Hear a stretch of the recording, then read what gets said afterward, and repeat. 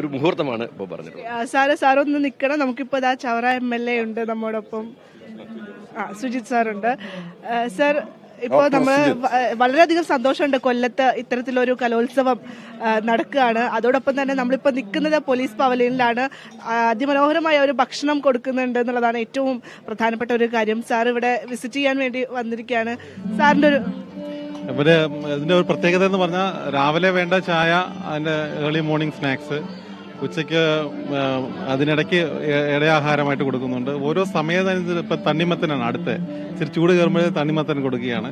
വൈകിട്ട് ചായ, ഈവനിങ് എഴുത്താണി എന്ന് പറഞ്ഞ ഇവിടുത്തെ സ്പെഷ്യാലിറ്റി കേക്ക്, വെട്ട് കേക്ക്, ഇതടക്കം ഓരോ സമയബന്ധിതമായിട്ട് വ്യത്യസ്തമായിട്ടുള്ള ആഹാരം കൊടുക്കുന്നു. അപ്പം പോലീസ് തീർച്ചയായും മധുര ഈ സുജിത് വിജയൻപിള്ള MLA ഒരു ഡോക്ടർ കൂടിയാണ്.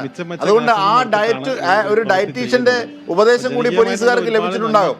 ചോദിക്കൂ. ഞാൻ തന്നെ നിരവധി പ്രവർത്തനങ്ങൾ അസോസിയേഷനായിട്ട് ബന്ധപ്പെട്ട് സാർ, ഇപ്പോൾ ഞങ്ങൾക്ക് അവിടെ ഡെസ്കിൽ അജിംഷാദാണ് ന്യൂസ് റീഡ് ചെയ്തുകൊണ്ടിരിക്കുന്നത്. അജിംഷാദിന്റെ ഒരു ചോദ്യമുണ്ട്. അതായത് സാറൊരു ഡോക്ടർ കൂടിയാണ്. അപ്പൊ സാറിന്റേതായിട്ടുള്ള എന്തെങ്കിലും മെനു നമ്മുടെ പോലീസ് ഉദ്യോഗസ്ഥർക്ക് നൽകുന്നുണ്ടോ എന്നുള്ളതാണ്.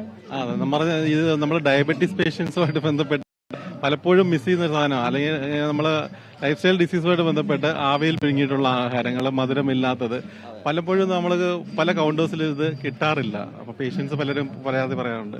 ഇങ്ങനെയുള്ള ആകുമ്പോൾ നമ്മൾ അതും കൂടെ ഒരു കരുതലാണ്. പക്ഷെ ഉണ്ടാവും തോന്നുന്നു, അതും കൂടെ ഉൾപ്പെടുത്തിയിട്ടുണ്ടാകും. ഇന്നിപ്പോ പഴം പുഴുങ്ങിയതാണ് ആവിയിലുള്ള.